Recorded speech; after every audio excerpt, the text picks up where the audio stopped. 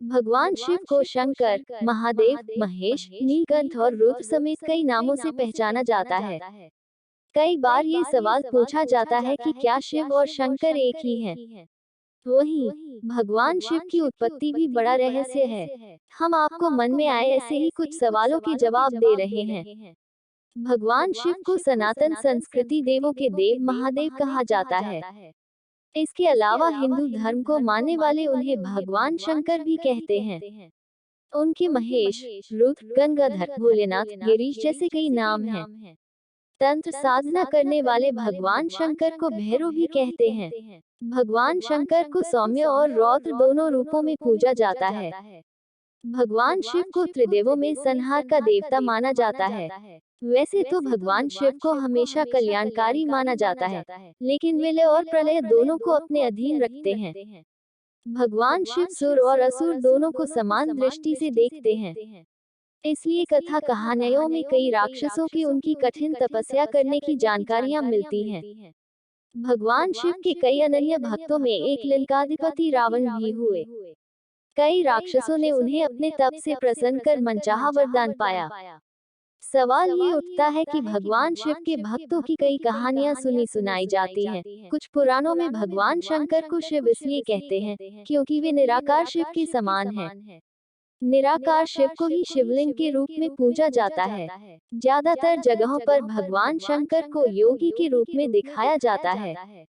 कई जगह देखा जाता है कि भगवान शंकर खुद आंखें बंद किए ध्यान मुद्रा में बैठे हैं। कभी सोचा है कि आखिर देवाधिदेव महादेव किसका ध्यान कर रहे हैं? तो इसको लेकर अलग अलग कथाएं हैं। रामचरितमानस में भगवान शिव और श्री राम को एक दूसरे का उपासक बताया गया है। शिव पुराण में खुद भगवान शिव माता पार्वती को बताते हैं कि वह श्री राम का ध्यान करते हैं। वहीं कुछ पुराणों में बताया जाता है कि भगवान शंकर शिव का ध्यान करते रहते हैं। कुछ जगहों पर भगवान शंकर को शिवलिंग का ध्यान करते हुए भी चित्रित किया गया है। इससे भी साफ होता है कि शिव और शंकर दो अलग सत्ताएं हैं।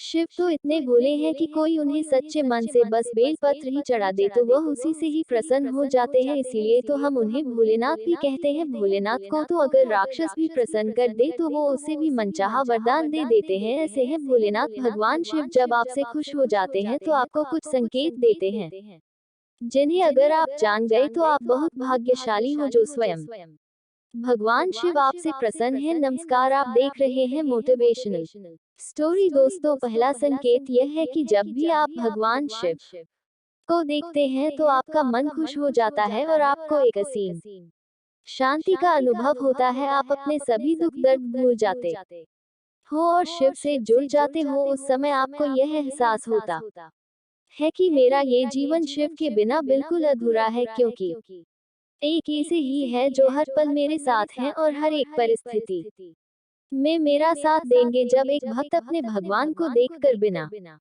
किसी कारण के ही खुश होने लगे तो समझ लीजिए कि वह भगवान से जुड़ चुका है और भगवान बहुत प्रसन्न है। जिस व्यक्ति से भगवान प्रसन्न हो जाते हैं तो ऐसे व्यक्ति पर उनकी विशेष कृपा बनी रहती है और जो स्वयं देवों के देव महादेव को प्रसन्न कर दे तो उस इंसान से बड़ा भाग्यशाली और कौन हो सकता है। दूसरा संकेत ये है कि आपका समय बदल रहा है, यानी आपके जीवन में सुख, शांति, खुशियां, तरक्की, इन सब चीजों की वृद्धि हो रही है और दुख, परेशानियां, बड़ा समय, ये सब धीरे धीरे खत्म हो रहे हैं। आप अपना जीवन पहले से ज्यादा खुलकर जीने लगे हो। आपका आत्मविश्वास बढ़ रहा है, जिस कारण आपको ज्यादातर कामों में सफलता हासिल हो रही है और लोगों की नजर में आपका सम्मान ऊंचा होता जा रहा है।